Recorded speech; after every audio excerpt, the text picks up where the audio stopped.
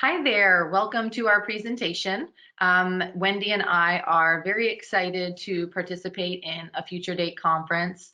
We first presented this information at PAC-RIM in Hawaii, but at that time, a lot of attendees were already impacted by the COVID situation and weren't able to attend. So we're very excited that we're able to present this again and reach more people. My name is Lauriann Hebb. I'm a principal UX researcher at LogMeIn. My meeting focus is on the meeting tool GoToMeeting, but I've been in quant research for almost 15 years, specializing in survey methodology and identifying the right metrics to use at the right time. Hey everyone, also super excited to be part of this. It's a first for me. My name is Wendy Fox. I'm a senior product designer at LogMeIn. I mostly work at the GoTo suite products, for example, GoToMeeting, GoToWebinar, GoToTraining. My background is in research actually, so I did my PhD in this and worked a while at universities, then added communication design, and now I'm happy to work both as a designer and researcher and leading our accessibility and inclusion efforts at LogMeIn. Our talk today is called Red is Not a Signal Color to Me. And we're going to illustrate how we started pretty much from scratch with user research and how we established an inclusive design approach for our product building processes at LogMeIn. So as I said, we pretty much started from scratch. This doesn't mean that no one was an expert or no one knew about accessibility or inclusion, but there was no common strategy for all of our company or even like one product. So we really had to understand like where do we start and how do we get to a place where we build accessible, inclusive products. And we found great inspiration in Microsoft's inclusive toolkit. So the illustration you see on the left has user-centered in the middle, and then several rings around it saying mindset, method, tools, and inclusive. And this is where we started as well. We started with our users. We made it our priority to listen and learn, so we are able to build the empathy in our company, develop the right methods that work for us, find the tools that we can recommend to our designers, product people, engineers, and find the right way that allows us to build better products that are inclusive and accessible. And Lauriann will share our first step and how we approach listening and understanding to our users. Thanks, Wendy. We took a multi-method approach and really wanted to investigate both quantitatively and qualitatively how our users are interacting with our meeting tools as well as other software. So for the quantitative study, we got a sample of US Americans who self-reportedly had some sort of disability. And we recruited them via an online panel between July and August of 2019. Our two main screeners is that they had to regularly use meeting tools, and the disability that they reported that they had to also impact their meeting tool use. We had over 1,200 total participants, and they're broken down with the following disabilities. 662 indicated that they were vision impaired, and this was a mixture of blind, colorblind, and low vision. And then we had 429 who indicated that they had some level of hearing impairment. This could have been completely deaf and an ASL speaker or hard of hearing English speaker. And then finally, we had 166 who indicated that they were motor impaired, and they told us that some of these examples were arthritis, they were paralyzed, they had chronic pain, or MS. For the qualitative study, where we had one-on-one interviews with them, this was a recruitment of both US Americans and Germans who were recruited via respondent or directly because we may have known them. We had a total of 9 participants here. Their names were Alex, who was completely blind, Joshua, who was both completely blind and hard of hearing, Yvonne, who had low vision, Trina, low vision and palsy, Hartmut, who was red-green colorblind, James, colorblind and low vision, Yasada, who was completely deaf and an ASL speaker, Sean, who is also completely deaf and an ASL speaker, and then Ebhart, who has ALS and is fully paralyzed.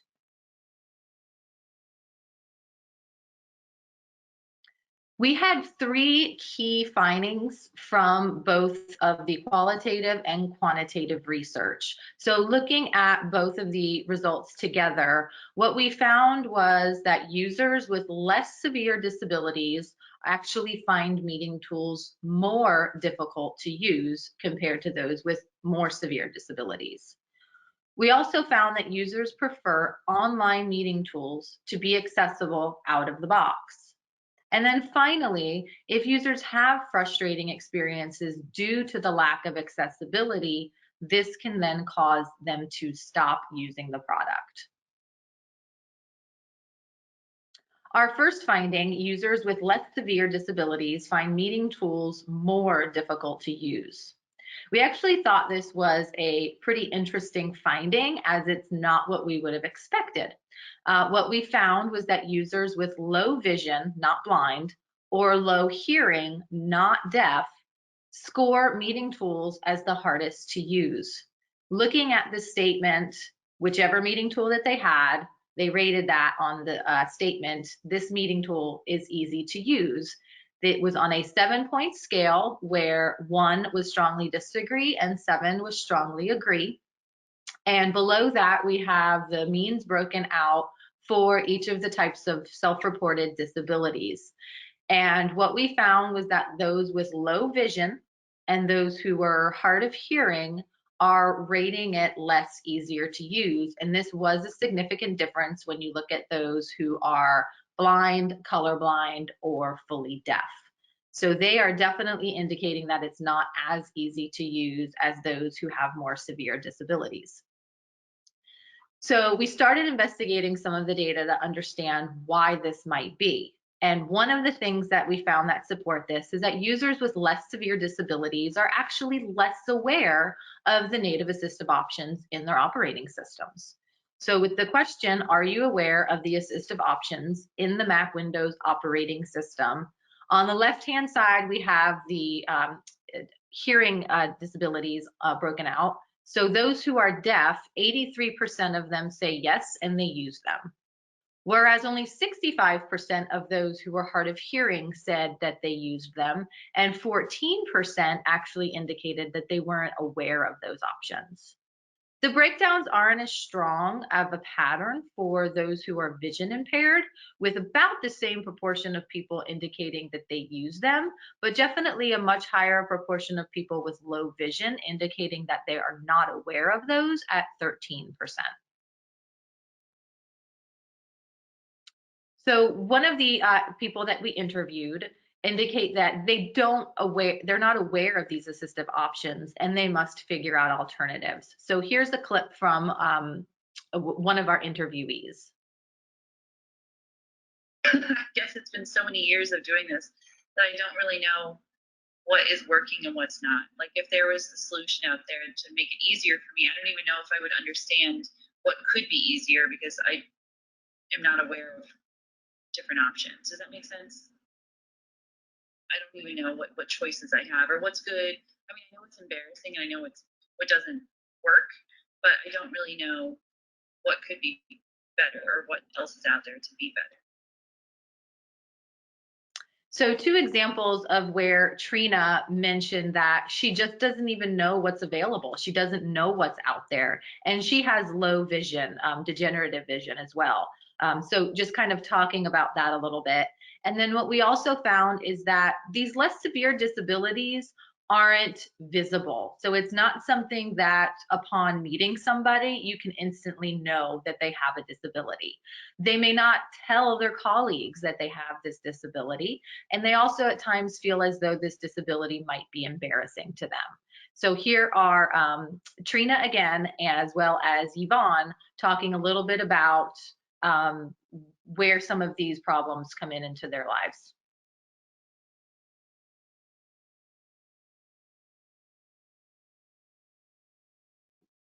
my experience is it's easy to get in, but then because there's like 20 others in a classroom, everyone starts using the chat bar.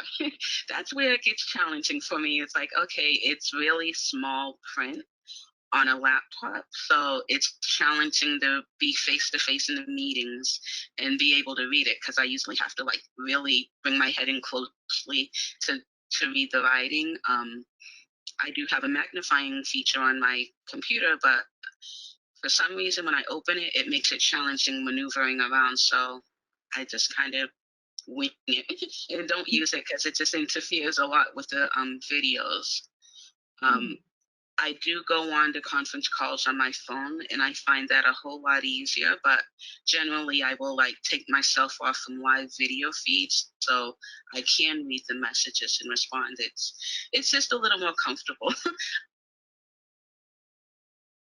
I think in general it's just kind of embarrassing when I have to ask someone to zoom in, or if I'm trying to do a joint presentation and so we're both trying to read off of different slides and then I can't read it, or I can't participate the way that I want to because I don't have enough control over what I can see.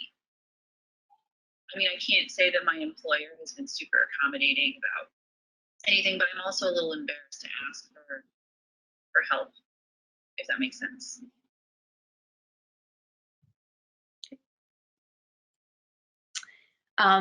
So on the flip side of those with less severe disabilities kind of not being aware of what's out there for them or indicating some level of embarrassment, having to ask for help, those with more severe disabilities usually have somebody helping them. They might have a colleague or a translator assisting them. So here's two examples of some of our interviewees who are both completely deaf, indicating that they always have an interpreter with them.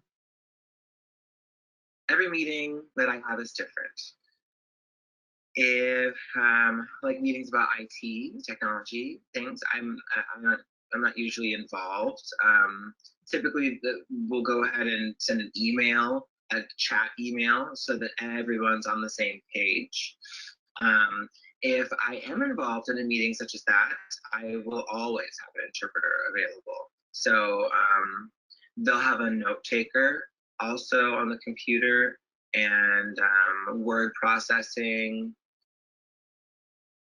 I usually have an interpreter with me all day, every day, interpreting in meetings and discussions. I have other people take notes or log our discussions for me, so that I can focus on the discussion at hand. So again, just two examples on how their experiences are even different for those who with more severe disabilities against those with less severe. Our second finding was that users prefer their online meeting tools to be out of the box accessible, right? When they get them, they just need to work for them. Somebody without any kind of disabilities would expect the same thing. There's no differences in what they expect. So we asked the question, how important is accessibility to you when using an online meeting tool? And almost everybody unanimously said they either want it out of the box accessible or it needs to be compatible with assistive technology. And the two that I've highlighted up at the top for those who are blind and deaf, you can see that 86% of users are saying out of the box accessible. It definitely wants it to be ready to go, out of the box. I need to be able to use it. Whereas those with less severe disabilities are more likely to say, in addition to out of the box accessible, if it's compatible with assistive technology, that's also all right for them and more acceptable. We also found that accessibility really isn't a one size fits all. You can't just ask people with one type of disability the types of features and things that they need, because we found that features needed differ by the type of impairment. So when we look at the feature requests broken out by the type of self-reported impairment that they have, some of the things that hearing impairment people would have liked to have seen were increased volume, noise canceling headphones, subtitles, easy to read text, transcripts, chat features, and even an ASL interpreter. Those with vision impairment asked for features such as increased or high contrast mode, information not being conveyed through color. They need adjustable text sizes. They need the ability to zoom. They would like some braille output, full keyboard access, or even screen reader support. And then the motor impairment features that were requested were voice control or voice recognition, gesture controls or translations, and freezing and capturing screens.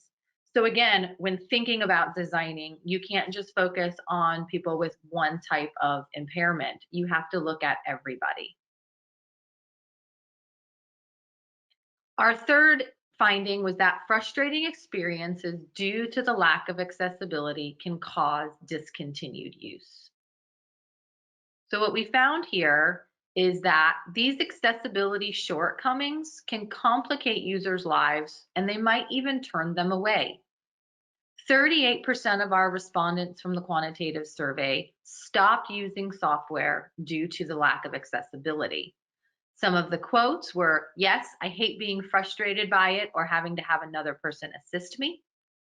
I have quit some apps because it was so difficult to understand my way around it." 6% indicated that they failed entire work tasks. One quote was, "We had to cancel a meeting because I was unable to use the software." What we also found is that over half of those who cited having a frustrating experience actually put the fault on themselves and not actually on the tool.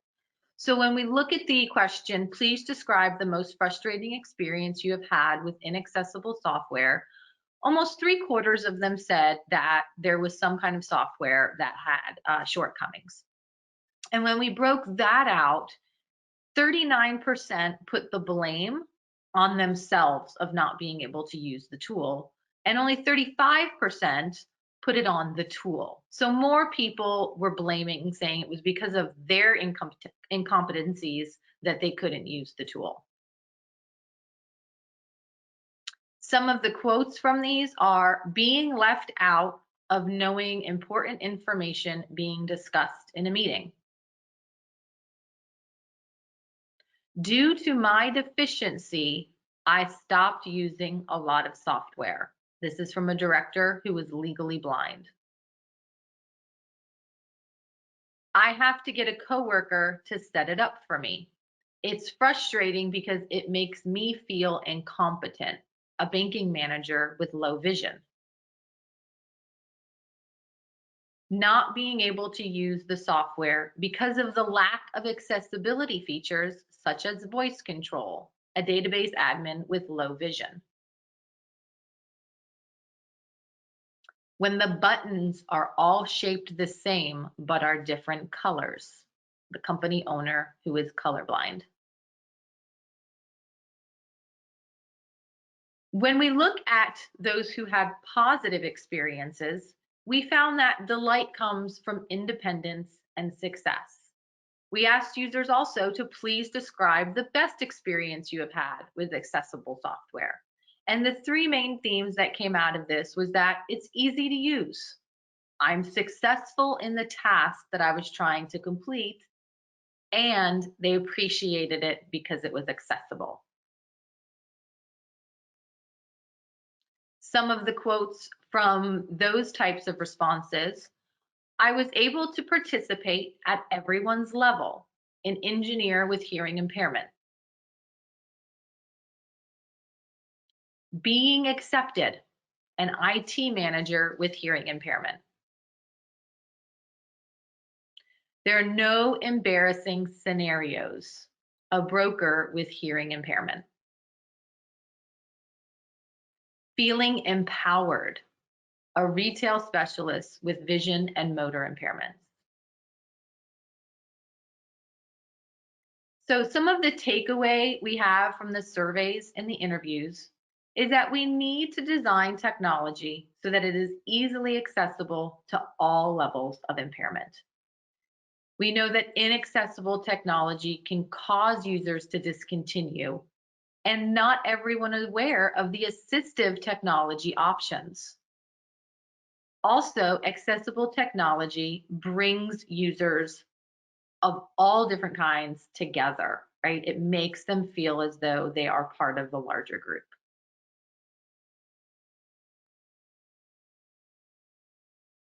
So from a research in general, what we want to do and what we plan to do in the future is we need to ensure that all of our research actually represents diverse users.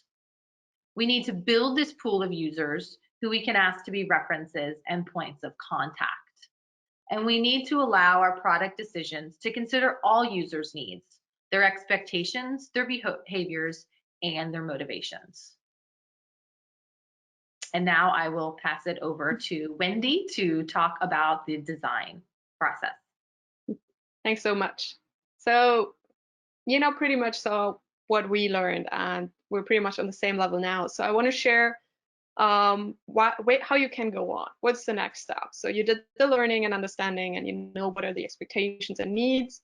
Of course, we also learned that accessibility is not an on-top feature. It's something that scales for all kind of situations on all our users. And usually accessibility is not really a feature itself. It is just common, regular usability, taking all our users into account. So our next step and goal, and also recommendation for everyone else doing this process, is building the mindset at the company. Of course, the first step is to share these learnings and readouts. Do the research, understand your users specific to the tools and products you build, and do the readouts. Present your learnings and answer questions. Be really open and give these space. Ideally, do it in person or at least live. Example, when you do it remotely, and do it repeatedly. Like once is not really enough. Do this again and again. Do it per office or per team. Make it specific to the function or teams you're talking to, and make it really easy and accessible, and start from zero and sharing all these learnings and build this kind of empathy. So something we learned works really well is creating shareable insights based on the research. So for example, here we have Alex, who is one of our interviewees, and he's a teacher who's totally blind and uses Skype to teach online.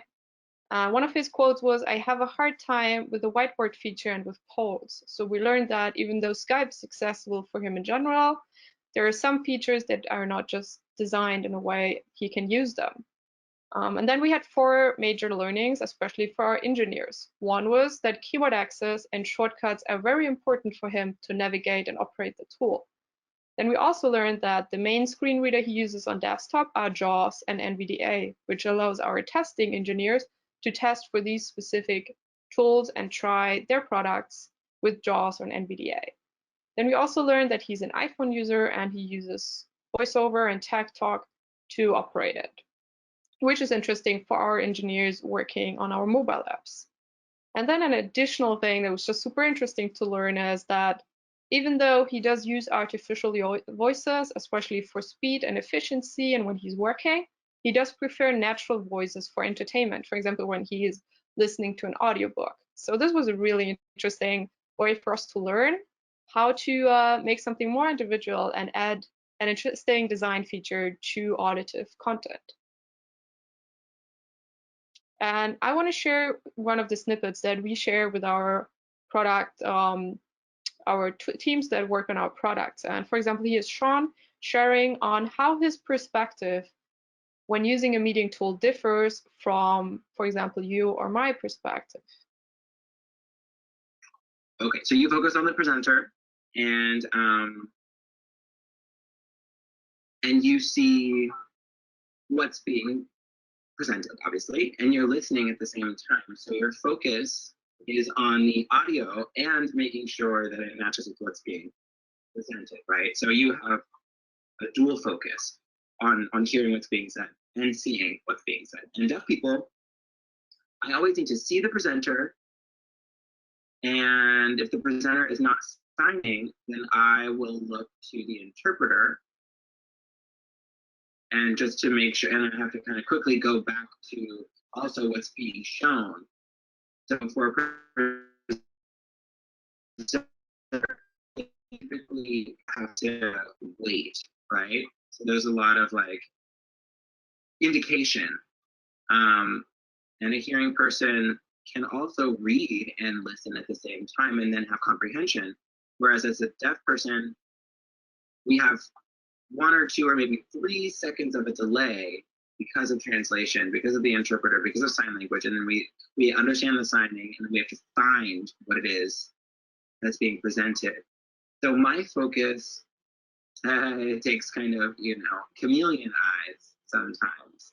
And that's a very different experience. And a hearing person who can focus on seeing something and listen to it at the same time. And so deaf people don't see several things at the same time. It's hard. So this is a perfect example for our designers and engineers to understand how user experience differs a lot when using online meeting tools. Another one I want to show is going back to what Lauriann shared with us, that we learned that more invisible disabilities are less obvious, obviously. So we wanted to share with our colleagues to be more aware of all these kinds of different experiences. And here we have our head of localization at LogMeIn sharing his experience on being read colorblind. Yes, that mainly happens if you look at PowerPoint slides or Excel sheets when people start to color code traffic light colors to indicate statuses. And that is really depending on which tone you use and whether they are adjacent to each other or not. If I'm able to distinguish whether it's a darker green or if it's really red. Yeah. And I know other people tell me, hey, why don't you see that red piece here? Because red is a signal color. But that might be an interesting thing. For me, red is not a signal color. Yeah. It's just like any other one as well. Whereas others tell me if there's something red that sticks out. Yeah. So that's not the case for me. So the important step when building the mindset and building the empathy is that employees realize the effort and impact of building inclusive products. So this is a quote that I really liked after one of our readouts was, I learned how big an effort true accessibility is and how many people both with and without disabilities can benefit from inclusive design. Also, how inclusive design done well is actually the best, most intuitive and user-friendly design for software products and UI. Another thing that I can recommend doing is empathy exercises. We are aware from feedback from other teams and companies that it does not work with every team. But for us, the great thing is asking our engineers to experience our products with a different kind of set of abilities. It does help them to understand how to build better products. So we do these kind of empathy exercises where we ask them to use our product with no or reduced sight, to just use the keyboard, or trying to disable sound while being in an online meeting. And then we can also reduce colors so they can understand what might not be working for someone with color blindness. One of the feedbacks we got after empathy sessions was, I was surprised how challenging it is to use products with accessibility features. So we had this instant learning that even though there is accessibility features, it might still be challenging to use them. And we have this strong motivation to build products out of the box accessible. So another recommendation we have is inviting people with disabilities to share their experiences at your office. There are 2 groups that can easily share the experience with our products. One is our users, of course, but then also experts that can educate your experts. So in this picture, you can see Joshua, who's blind and hard of hearing, and he's surrounded by our engineers, and they're listening to him, not only showing how he's using his phone and his computer and Braille keyboard, but also talking about the mobile app that we have and him using it and giving direct feedback on how to improve the code, as he's a coding expert himself. So we have this fantastic situation where he cannot only give the feedback what does work or doesn't work, but he can code or designs to make it more accessible and inclusive. In this way, we were able to correct wrong assumptions. One of the feedback of our engineers was, I was surprised he wants no special treatment, but serve the web as normal as possible. And this ties back in with the request to build tools out of the box accessible and not just put a high contrast mode on top and then don't care about the contrast of the out of the box tool. So this was also really interesting learning and great success. With building the right mindset, we can also motivate employees to design accessible products. One of our designers said, I was surprised how fast he can learn how to use a new app on our website if it is well designed for accessibility. So also underestimating our users is something that should not happen and is easily changed in the mindset when you see someone operate a well-designed website or app. And then the most important part, and I think one of my favorite quotes, shows how we can build responsibility. One of our engineers, after talking to Joshua, said, actually, I learned a lot and I was super surprised how he used his laptop and phone as a blind person. And as an Android developer, I feel responsible for providing them better software to stay connected. So we build the responsibility in improving our tools and making them accessible for everyone. And then I think the most obvious learning, as you also could see from us having people like Joshua be part of our team, is employing experts with disabilities. And you have that favorite quote of nothing about us without us. And it just makes life so much easier, and it is so logical to not just have a user test your product, but have a testing engineer that does the testing and can directly share feedback and improvements. So having people with a variety of disabilities and user experiences on your team makes it so much easier to build inclusive and accessible products.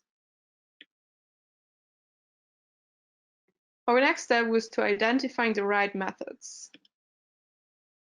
The approach to inclusive design that we can recommend is finding a minimum level of accessibility that you want to reach. For us, we decided to be compliant with WCAG AA, that we want to educate our employees and colleagues and establish inclusive mindsets and practices, but then also want to empower our users by introducing new and additional features in our products. The steps to get there is making sure your colleagues and employees are accessibility experts, having clear design principles that include accessibility and inclusion, and having a clear process for your product teams. Our accessibility training is now focused on spreading and motivating awareness, developing and maintaining knowledge, and also sharing knowledge in a common knowledge base across the entire company, ensuring compliance and also the awareness of what does compliance mean, and then enabling our colleagues on discovering opportunities by being aware how these opportunities might actually look like. For our designers, we have the main design principle of accessibility that is defined as enabling customization, communicating clearly and designing unambiguously, and being proactive. Here's some examples of what that means. Concerning customization, you will never be able to build the one tool that fits for everyone. So you have to enable customization so everyone can make the interface look in a way they can use it and interact with it. One example is our product GoToWebinar, where you can use a high contrast mode or dark mode. So when you change to dark mode, the usually white and blue interface changes to dark grays and black, which makes it usually much more easy to interact with for people with low vision. Then we want to make sure we are communicating clearly. This is not only the text, content, and the kind of UX writing that we deliver, but also, as you can see in the screenshot from the IBM Carbon Design System, this also applies to code and labeling elements clearly. So for example, a screen reader knows exactly what kind of element is interacting with.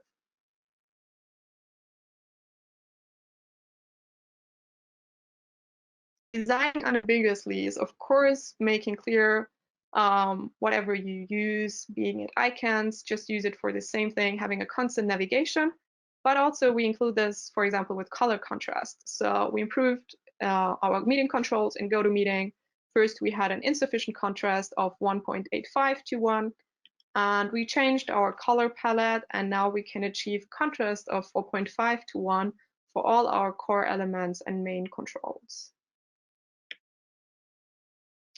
For being proactive, even though we have some nice examples in our most recent releases now as well, I want to share this example from Slack, where once you start navigating with the keyboard, there will be a pop-up window offering some of the most common shortcuts and asking you if you want to see more shortcuts. So it realizes you're using keyboard only and gives you a few recommendations on making this more efficient and fun.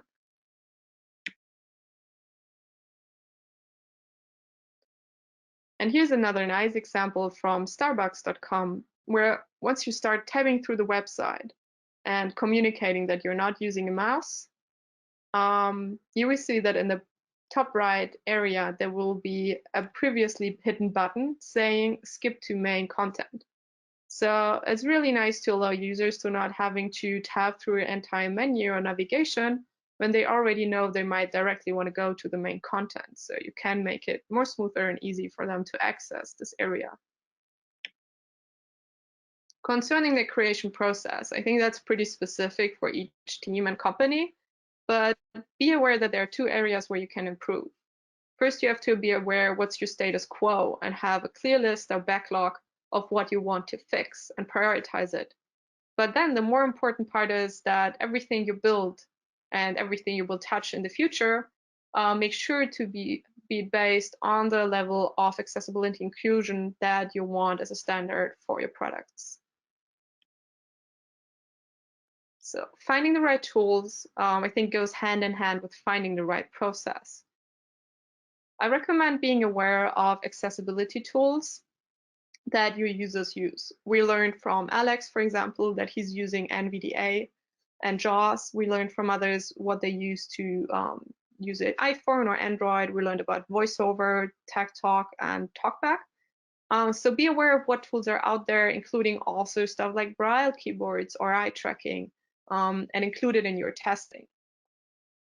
Then, of course, there's a lot of tools that help you building products. As a designer, for example, there are plugins like Stark for Sketch that helps me check color contrast, be aware of color blindness, and checking my designs in grayscale, and of course, making sure the contrast is all right. So there's a lot of tools that can help designers and engineers to be aware of accessibility and inclusion and have it be part of their process when building something. And then there's auditing tools, similar to what I just mentioned with the Sketch plugin, but there's also tools like Chrome plugins, Accessibility Insights, for example, or Lighthouse and ESLint that can help you to go through code or designs and get feedback on whether you missed anything or there's any areas of improvement.